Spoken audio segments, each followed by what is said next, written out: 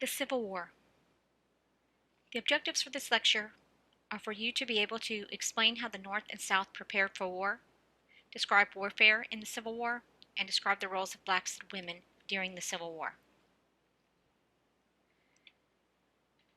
The Civil War started in 1861 and ended in 1865. It initially started with the secession of the states that you see here in the pink. Those states in the green seceded from the Union after the fall of Fort Sumter, which was kind of the official start of the Civil War. The states you see in the brown were border states that were slave states, but that did not secede from the Union. These are two photographs of two gentlemen who fought in the Civil War. This man is wearing a Union uniform, so he fought for the North, and this young man is wearing a gray uniform, and he fought for the Confederacy. And understand that the Confederacy was its own nation because it had seceded from the Union. It was the Confederate States of America. It had a president, Jefferson Davis, and it had a government which it sort of modeled after the American government and had kind of fast and loose laws about taxes and revenue. If you'll notice, there is a distinction between the ages of these two gentlemen. I don't know how old they are, but this one right here seems very young, and this gentleman here seems a little older. Is the youngest that I'm aware of was about 10 years old. You could be a bugle boy if you were a 10-year-old and in the Civil War, but the age ranged from 10 years old and up.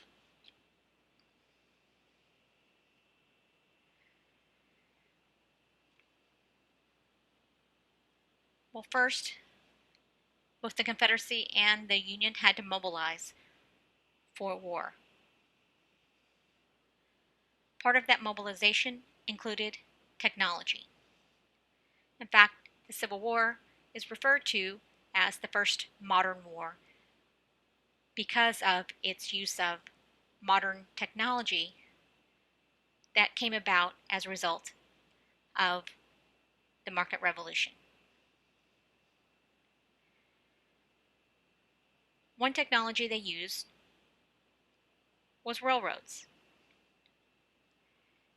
The Civil War was the first major conflict that transported troops and supplies using railroads.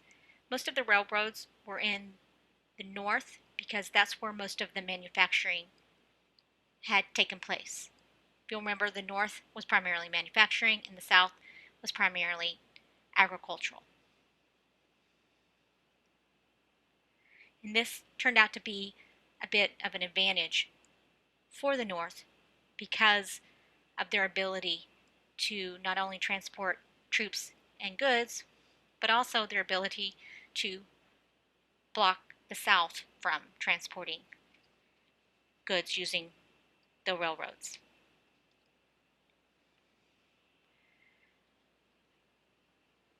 They also used ironclad ships, which had replaced wooden ships.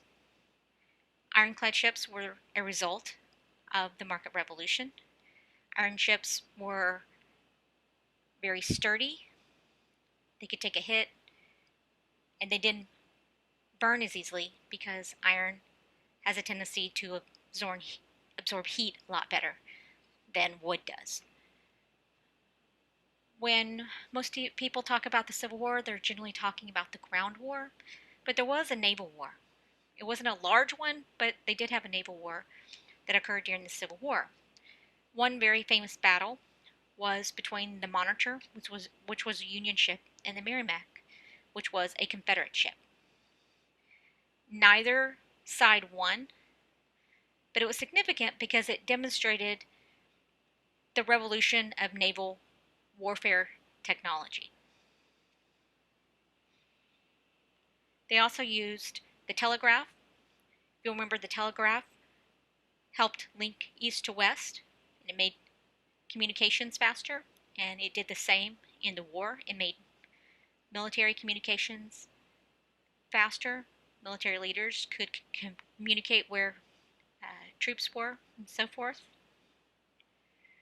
During the war, they also used observation balloons to view enemy lines. This was actually the introduction of the observation balloons. They also used hand grenades. This is a picture of a primitive hand grenade that was used during the Civil War. And what they would do is they would put gunpowder and tamp it down, and then light it on fire and throw it where it would then explode. They also used submarines. I wouldn't get in the submarine, but apparently they did. But submarines were a part of the naval side of the Civil War. They also had the modern rifle. This was probably the most significant form of technology that was used during the Civil War, in that it really changed the nature of warfare to some degree. Before the modern rifle, they had used muskets that had a bayonet, so you would shoot someone and then you would turn around and stab them. And the way muskets work were that you poured gunpowder into the barrel of the musket and then tamped it down and then lit it and fired. So it wasn't particularly efficient, and it couldn't go for very long distances. So you had to be kind of close to your opponent to be able to hit them. And if you've ever seen pictures of the American Revolution, that's the kind of warfare that they used. What they would do is they would use muskets, but then they also would line up in a certain type of formation. They called them planks, and that's how they fought. But the modern rifle allowed them to shoot 600 yards or more because of its grooved barrel. And it really did change the nature of combat because, for one, now they needed heavy fortification and elaborate trenches to be able to defend against the rifle. It also made it more bloody on the battlefield. You could kill more people at once from a longer distance. And it also caused soldiers to bleed out. It didn't take limbs clean off. It often would cause enough damage that they wouldn't necessarily die from a direct shot, but they would get hit and then it would take part of their limb off. I don't mean to be too graphic, but they would take part of their limb off, and then it was just the nature of the ball bearing that they used. So the modern rifle produced huge casualties. And that's one of the reasons the Civil War is considered one of the bloodiest wars that America has ever fought in, and that includes modern day wars such as World War I, World War II, Iraq, and so forth.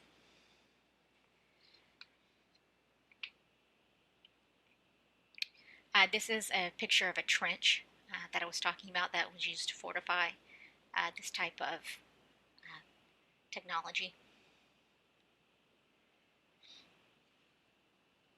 They also had prisons. This is a picture of Andersonville. So during the war, they would often take prisoners, and prisoners were not well fed and well taken care of, and many of them died in these prisons. So there were a lot of casualties during the Civil War. In terms of today's population, there was about 620,000 casualties. By today's standards, it's about 6 million men. And not all of them necessarily died from gunfire on the battlefield. Many died in prisons, such as this one, or they died of illness or infections from being shot. Uh, Medicine was fairly archaic at this time. They didn't have penicillin, and so if you got injured, they may have to cut off a limb to uh, save someone from dying. There's a lot of dysentery because they lived in camps year round, and it's not as if they had a lot of hygiene uh, available to them. If someone, there's communicable diseases. There's people, uh, you know, putting their waste on the ground in rivers and so forth, and really no way to purify it. So there was quite a few casualties uh, during the Civil War.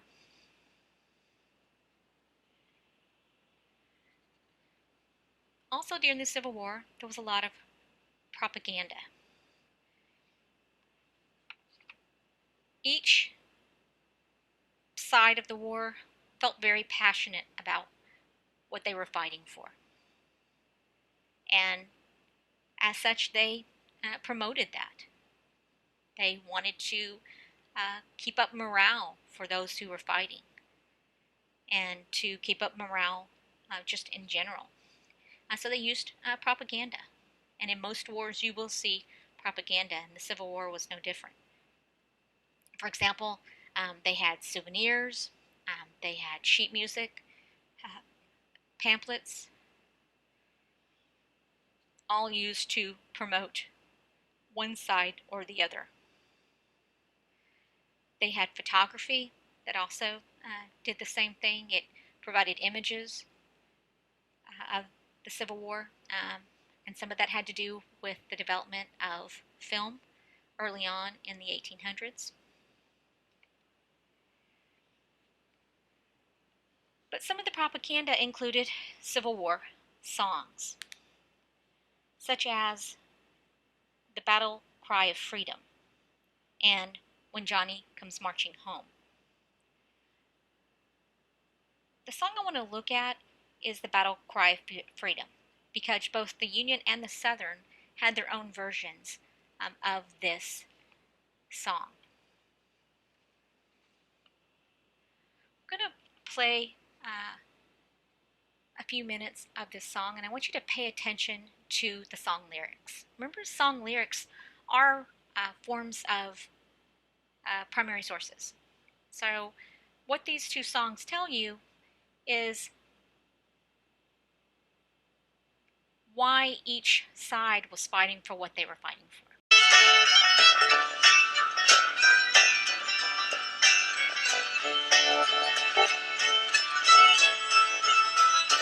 Oh, we'll rally round the flag, boys, rally once again, shouting the battle cry of freedom.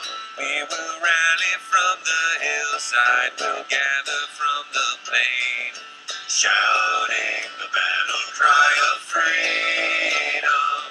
The Union forever, hurrah, boys, hurrah. Down with the traitor, up with the star, while we rally round the flag, boys, rally once again, shouting the battle cry of freedom.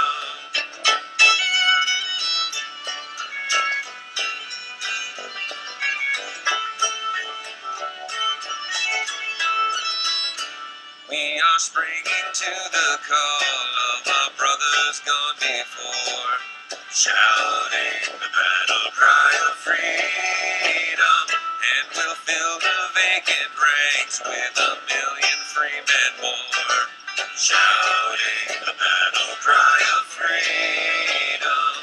The Union forever, hurrah, boys, hurrah. Down with the traitor, up with the star, while we rally round the flag, boys, rally once again, shouting the battle cry of freedom.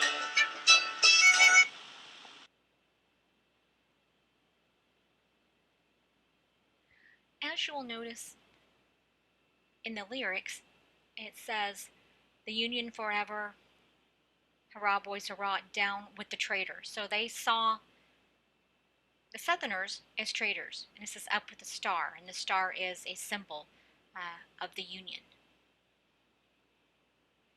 Now listen to the Southern version. On the land and on the main, shout, shout the battle cry of freedom. Beneath it oft we've conquered and will conquer oft again. Shout, shout the battle cry of freedom. Our Dixie forever, she's never had a loss.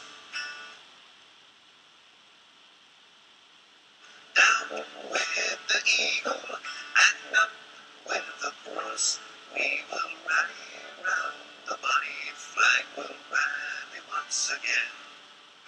Shout, shout the battle cry of freedom. Our gallant boys have marched to the rolling of the drums. Shout, shout the battle cry of freedom. And the leaders in charge cry out, come, boys, come. Shout, shout the battle cry of freedom. Our Dixie forever, she's never had a loss. Down with the eagle and up with the cross, we will rally round the bonny flag, will rally once again. Shout, shout the battle cry of freedom. They have laid down their lives on the bloody battlefield. Shout, shout the battle cry of freedom. Their motto is resistance to the tyrants never yield. Shout, shout the battle cry of freedom. Our Dixie forever, she's never had a loss. Down with the eagle and up with the cross, we will rally round the bonny flag, will rally once again. Shout, shout the battle cry of freedom.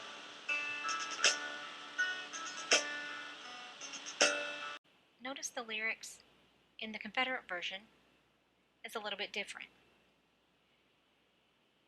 So the lyrics include, our flag is proudly floating on the land and on the main, shout, shout the battle cry of freedom. Beneath its oft we've conquered and will conquer oft again, shout, shout the battle cry of freedom. But then it says, our Dixie forever. Dixie was also a name that was given to the South. It said she's never at a loss. Down with the eagle and up with the cross. Down with the eagle means down with the Union. The eagle was the symbol of the Union. We rally round the bonny flag. The bonny flag was a Confederate flag. It was one of many. We rally once again, shout, shout the battle cry of freedom. Because our gallant boys have marched to the rolling of the drums, shout, shout the battle cry of freedom. And the leaders in charge cry out, come, boys, come, shout, shout the battle cry of freedom. This is all rallying cries. And then it goes back to the chorus. Down with the eagle, up with the cross.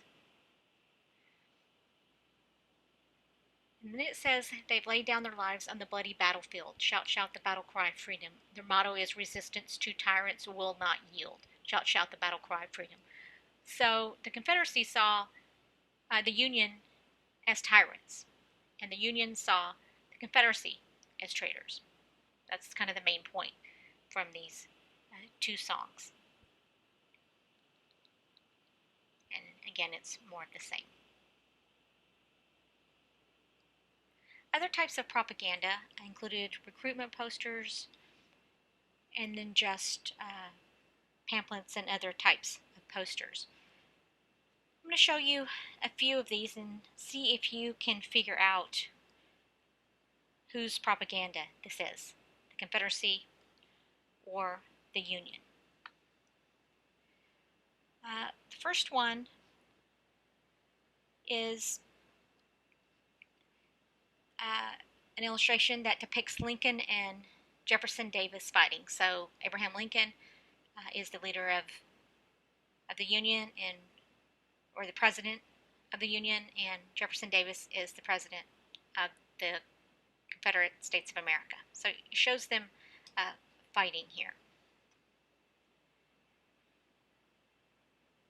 And in this illustration, Lincoln seems to be the aggressor, and Davis is asking for the Confederates to be left alone, and Lincoln is standing with soldiers and cannons behind him, saying that he is using no more force than necessary. It seems to depict the North as the aggressors, right? That this is more of, the North is picking on the Confederacy.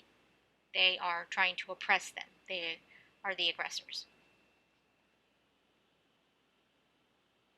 So this is more of a Confederate propaganda saying the North is picking on us, basically. This is a recruitment poster, and this is a Union recruitment poster, and you can tell that because of the eagle, and the eagle is the symbol of the Union. It's trying to get men to join uh, the cause. The Civil War had both draft and volunteer soldiers.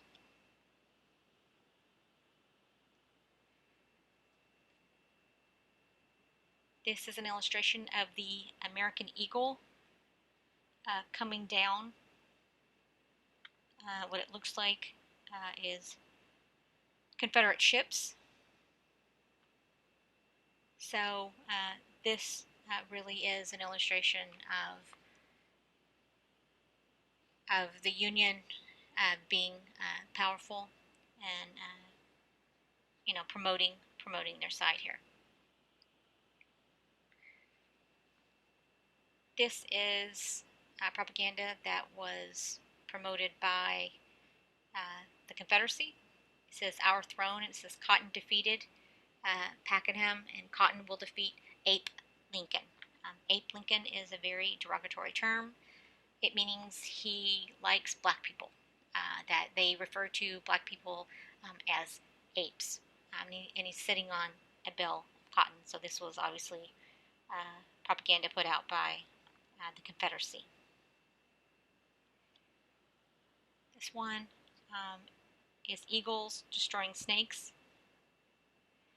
The American eagles destroying the snakes of South Carolina. If you've ever heard the term snake in the grass, well, the Union saw those who seceded from the Union as traitors. And so this is the eagle taking on the snakes who were traitors. And of course, the eagle being the symbol of the Union. And this would be propaganda from the Union. And this is an illustration that says, "Don't tread on us." This is kind of one that's used in a lot of things. But basically, the South just wants to be left alone, but will fight back if they have to. So that's propaganda, both the songs and the posters and such. This is a chart of the resources for both the Union and the Confederacy. And what it shows is that the Union had more resources than the Confederacy did. First of all, the Union had a higher population, so they had more people fighting in the war. So 22 million here, compared to 9 million in the Confederacy. And remember, these are just normal everyday people. This is not like we had some sort of standing army and just the armies fighting. These were everyday people that were either drafted or volunteered into to fight. And There were some slaves that fought in the war, but they were generally made to. That was not voluntary. So the North really had an advantage there in terms of population. There were also more factories in the North than there was the South. The North was primarily manufacturing, so that gave them an advantage in the sense that they could manufacture uniforms and guns and all the supplies that they needed for the war. Versus the Confederacy, who didn't raise enough revenue because they didn't tax some of the aristocracy. They oftentimes had to borrow money from foreign sources. They didn't really have the ability to raise money, not, at least not at first, and not that much. And remember, they're very agricultural, so they don't have access to the factories and the supplies, so they have to purchase food and weapons and all of those things. And the North is blockading them from getting a lot of those supplies. The value of goods produced is far greater in the Union. Again, that has to do with supplies. And I've mentioned railroads already, but there was 70% amount of railroad tracks in the Union compared to 30% in the South. Again, that had to do with manufacturing, and they could transport troops and goods there. The North even had more textile mills, which you would use, need for clothing and tents and all kinds of things, cloth to use in the war.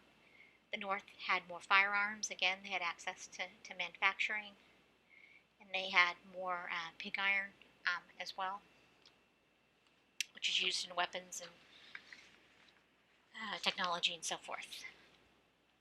So, since the Union really started the war with a pretty good size advantage on the Confederacy.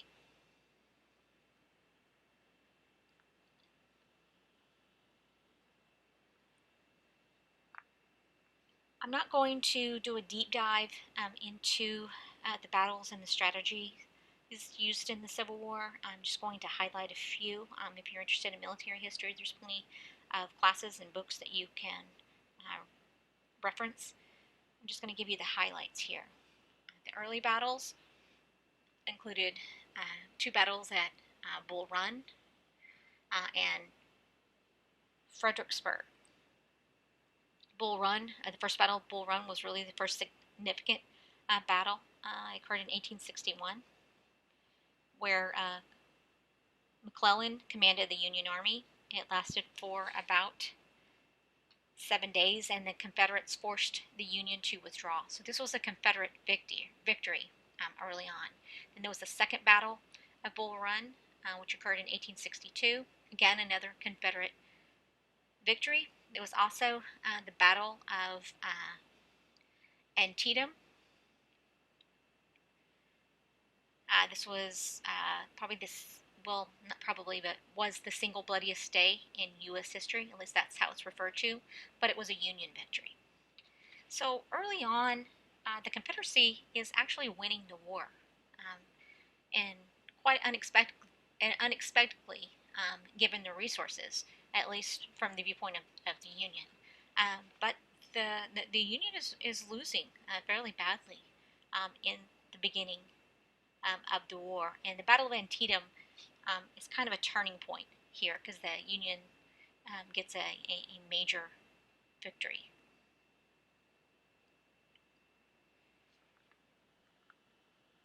And they had battles on the eastern side of the Confederacy, and they also had battles kind of on the western side. A lot of the fighting was done in the South. Some of the major battles was done in the North, such as Gettysburg, and we'll talk about that later. But a lot of the fighting really does take place in the South. And here's some others: Fort Donelson, the Battle of Shiloh, and others. But General Grant won really the first significant Union victory at Fort Donelson, right, and I believe at Fort Henry as well. And Grant was later became the Union general. He took the place of McClellan because Lincoln wasn't happy with McClellan because they were losing. Grant will withstand some pretty heavy battles by the Confederates at the Battle of Shiloh as well.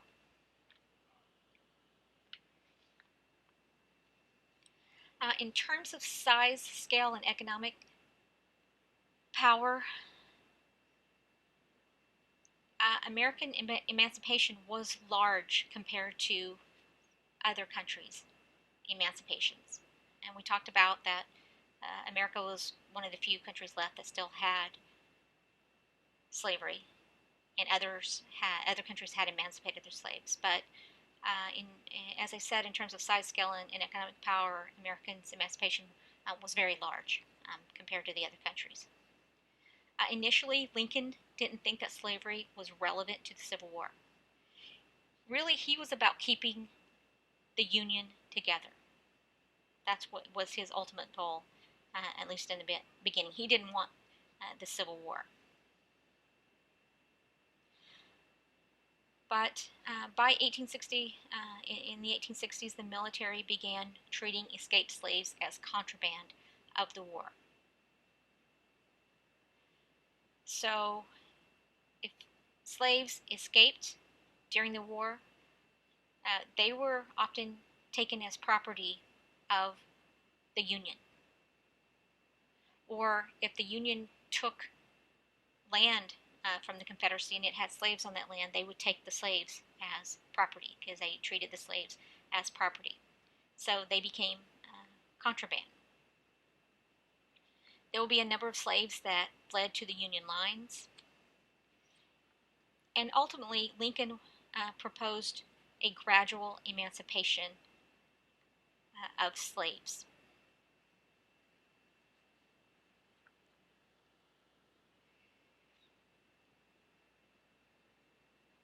On January 1st, 1863,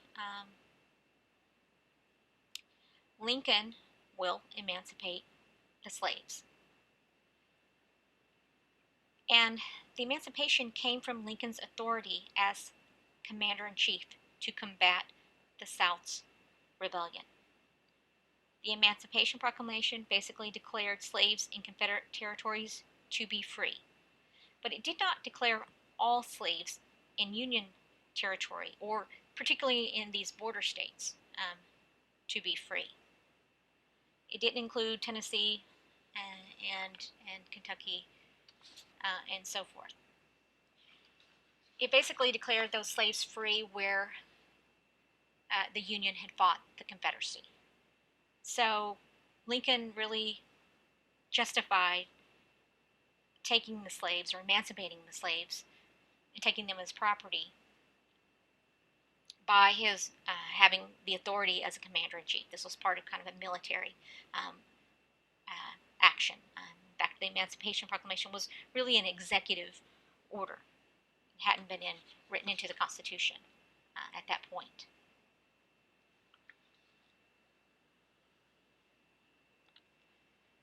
During the course of the war, there was military strategies from both the Confederacy and the Union. Of course, the Confederacy was led by Robert E. Lee. He was the main commander. The Confederacy's strategy was that they felt they could defeat the Union forces and weaken the North and defeat them. They truly believed that they could beat the Union forces, and they were passionate about it.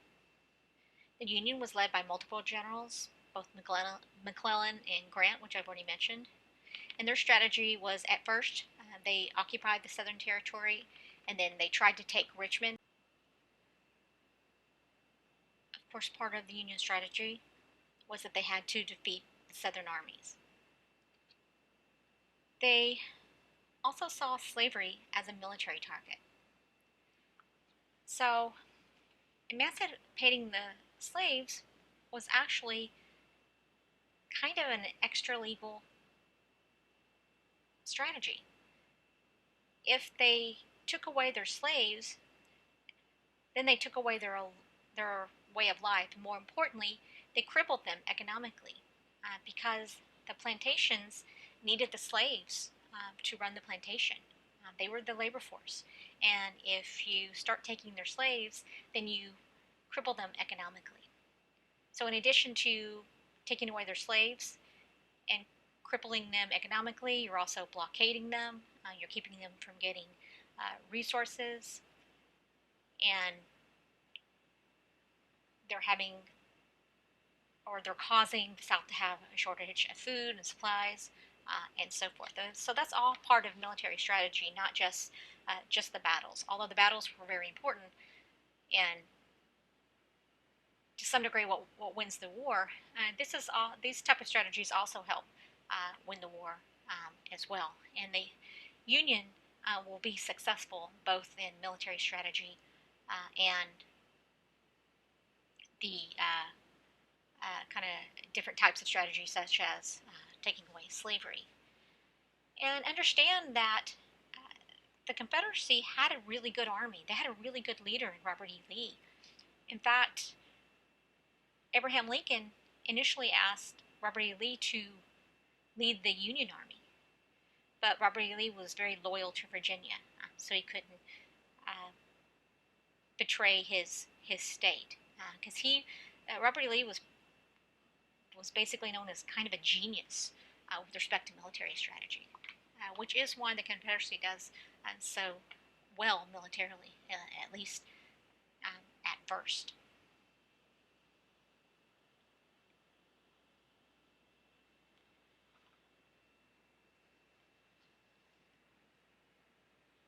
As for the role of blacks in the war,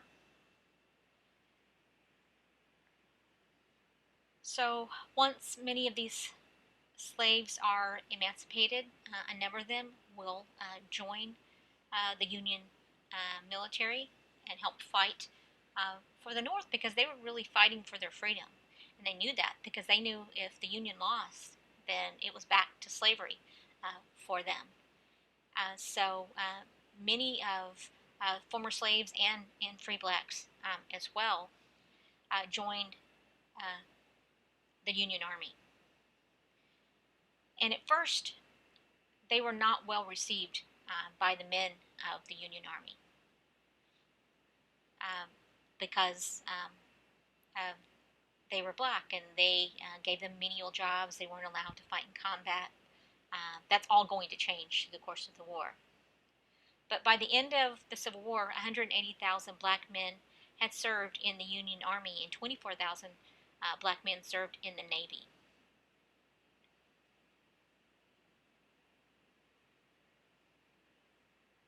And their military service led about 130 former soldiers to hold political office. So it was kind of a stepping stone for many of them. As I said, black soldiers were not well received at first, and they didn't receive equal treatment, including equal pay. Compared to the white soldiers, they could not be commissioned officer in the military. Some of that's going to change. They will eventually get retroactive pay later on in the war. But just to give you an understanding of what they were paid versus white soldiers, black soldiers were paid $10 per month compared to $16 per month for uh, white soldiers.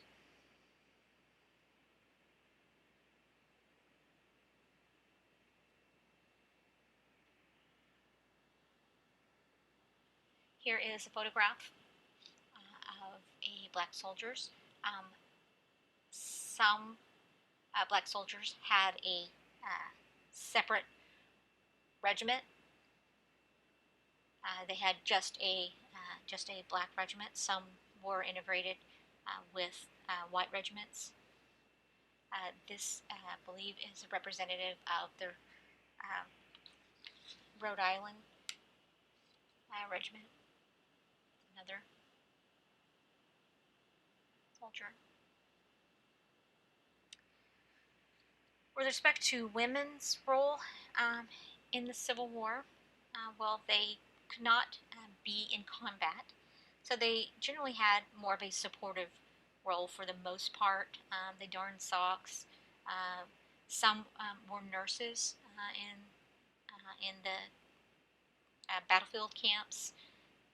Some provided goods, baked goods and subsistence and so forth. So, the kind of a very similar role that women played in the American Revolution was kind of the same role that they played in the Civil War, with the exception of the nursing role.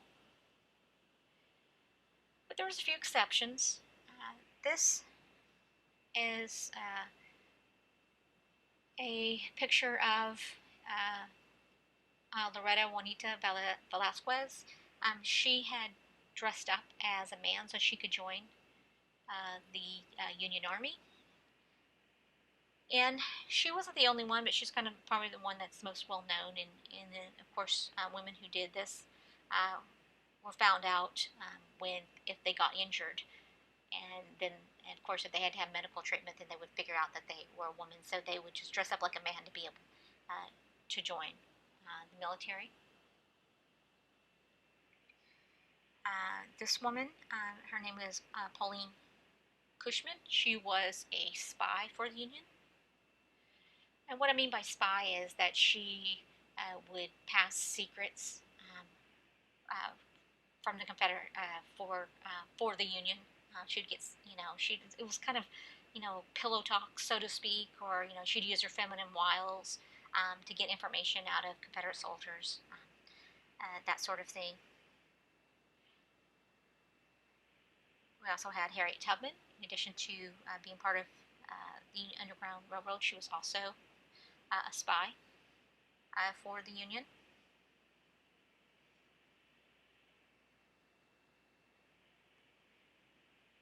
She was also a spy.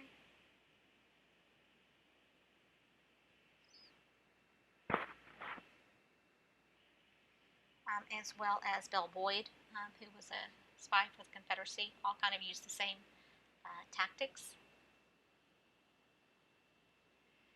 This is a picture of Clara Barton. She was a nurse during the Civil War. In fact, the Civil War is responsible for the nursing profession. It was after the Civil War that nursing became a profession, that they realized that there needed to be schooling and training, professional schooling and training for women to become nurses, and that's a direct result of the Civil War. Oftentimes, women such as Clara Barton would, not just change bandages, but help care for those who are sick, assist in surgeries and all kinds of things.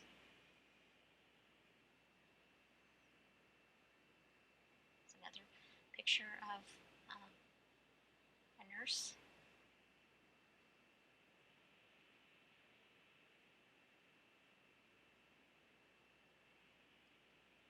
Okay, this ends the Civil War lecture. If you have any questions, please let me know. I am going to provide a few film segments on campus. I want you to watch those. One in particular is the Battle of Gettysburg, which is the beginning of the end for the Confederacy. So I want you to watch that. And I think I have I'm also going to post the lyrics to those Confederacy songs, or the propaganda songs, both for the Union and the Confederacy. I just want to make a quick correction. I mentioned earlier in the lecture that slaves were not initially emancipated in these 3 border states. I mentioned Tennessee as being one of those states. I misspoke. The slaves in Tennessee were originally emancipated. What I meant to say was Missouri, Kentucky, and then, of course, West Virginia. Okay, that's all. Take care.